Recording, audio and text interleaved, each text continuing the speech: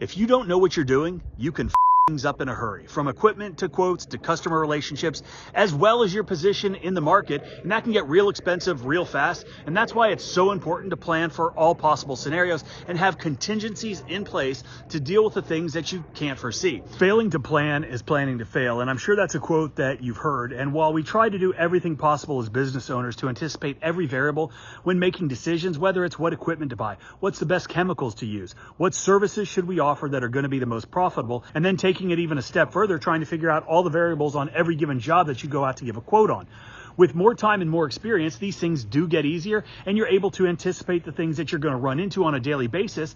And it's a lot easier when you're doing a higher volume of jobs, when you've been in business for a while, providing the same services to the same types of customers, because you can use your history, you know the nuances that you're going to encounter, and you can account for those things and put them into your price and move forward knowing that you're probably not going to be too surprised on a regular basis when you show up to do the job. Now, before I get too deep into this, I did want to mention two things. We are having a year-end special on the resource page. Everything is 25% off. The promo code is Santa. We are also super excited to let you know that Quote IQ is now available worldwide. So if you want the best business management tool for your business, where you can send quotes, invoices, collect payment, as well as track all of your business analytics, your costs, expenses, close ratios, year-to-date numbers, and everything else that you need to successfully run your business, it's on both the App Store and the Google Play Store. And also don't forget to register to win the Pressure Washing Business Starter Kit.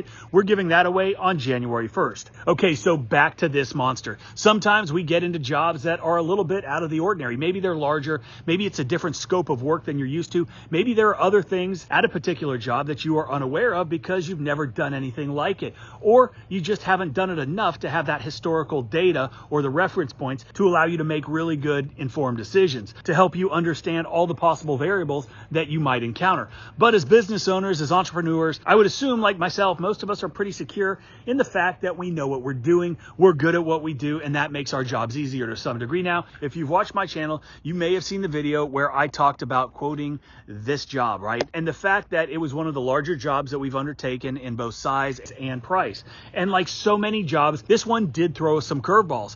There were some unforeseen things that took place that I did not anticipate, both good and bad. And in today's video, we're going to talk about both. But hopefully this can help somebody watching this avoid some of the issues, identify things prior to starting work, and make things run a lot smoother for you. So a little background here. These are obviously giant warehouses. Each is over 1 million square feet, and that alone can feel a little overwhelming when you're out there deciding how you're going to quote, how you're going to tackle it from a logistical standpoint, the allocation of resources, the allocation of time, because most businesses do have other customers that they are trying to accommodate. And when you have the opportunity to do a job like this, you're probably going to allocate as many resources as you can to that job to get it done in an expedited manner, which sometimes might leave other customers to wait until you're done. And we all know people want things instantly. They like that immediate gratification. And sometimes pushing people off, especially this time of year with the holidays, folks coming into town, they might decide to go with another company, and that's not really what you want to do, which is one of the things that I took into account when I was quoting this, as well as setting expectations with the customer that we were probably not going to be there every single day during the course of this job, because we might have to take care of some of our other regular accounts.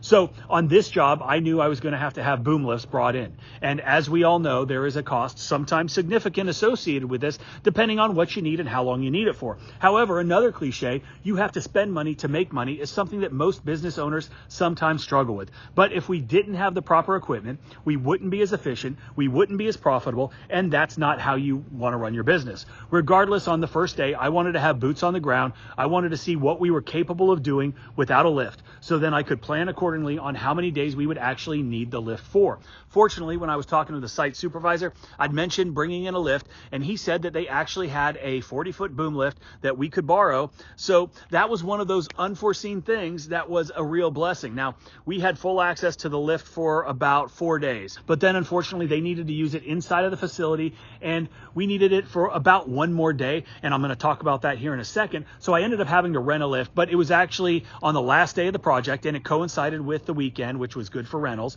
as well as the start of the next 1 million square foot building, which we would also need a lift. So we got lucky on that one, saved a couple bucks, and now have the lift lift ready to roll out on Monday when we start the next building. So having a lift available for us at no cost for a few days was one of the few times something out of the ordinary happened that was positive for us. So that was a win. So now let's talk about a couple situations that I didn't anticipate. And while I tried to plan for everything, sometimes it's nearly impossible. So on this building, there is a rail siding on one side. On the other side, they have a truck court. There are over 100 bay doors, each of which accommodate an 18-wheeler. So that kind of gives you the size and the scope of the building. This particular facility operates 2 shifts, 7 days a week, with trucks going in and out all day, every day, nonstop. And while I took this into account when I was giving the initial estimates, I was thinking more about hose management, hoses getting run over, trucks and trailers being in the way, which meant we'd have to move the equipment more often than we would like, which obviously takes more time, a lot more energy, and eats into the productivity of the job. Obviously, when I was out walking this property prior to giving the quote, I saw this, I identified the issue, and I quoted accordingly. Or so I thought. I never anticipated that we would just roll up at one corner and start washing and have a clear path the entire length of the building, but I didn't think we would be jumping around like we had to. So we ended up having to keep track of every single bay door, which was cleaned and which wasn't, so that we could come back and knock out the ones that were blocked. So we made up a sheet on paper. It was handwritten, so we made sure that we didn't miss anything. And it's the little things like this that actually make a huge difference. So you're not having to waste a lot of time going to figure out what was and wasn't done. And so moving forward to the next building, I've already gone up and printed up a spreadsheet with all of the bay doors numbered, so it will be a lot easier and a lot less time consuming for our techs. The next building does not have a rail siding on one side, just a truck court on both sides, 260 doors. Lots of doors means lots of trucks. Now, if you didn't anticipate all those trucks and the movement, if you didn't plan for that, you're probably going to underbid the job, or at least underestimate the time spent with the logistics, which would likely cut into productivity and profitability.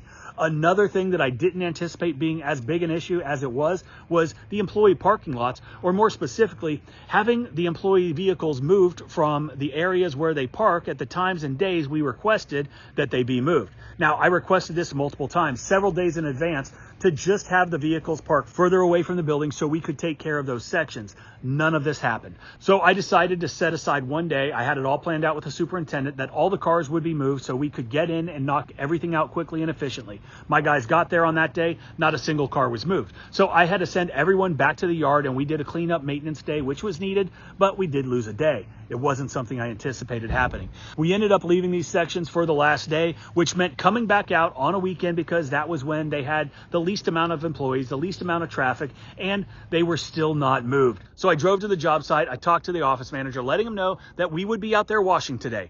It would be done today, and it would be appreciated if they could move their cars, but if not, they would likely be sprayed with bleach, and we would do our best to rinse down the vehicles, but couldn't make any promises. Fortunately, they were able to accommodate us at that point, and we finished up that building. So that was our experience with the first gigantic 1 million square foot building. We are all set to get started on this one right now, and with the experience that we got from the other one, we're going to apply it to this. We're going to get better. We know what to expect, and we're going to be able to move a lot more efficiently, I hope. But like in all things, we learn something new every single day, and if we apply the things that we learn, it makes everything a lot easier moving forward. Don't forget to check out the resource page, 25% off till the end of the month. Use promo code Santa. Also, download 𝗤𝘂cie𝗁𝗲. It's on the app and the Google Play Store, and register to win the Pressure Washing Business Starter Kit. Thanks for watching. Wish us luck on the next building, and I hope you have a great day.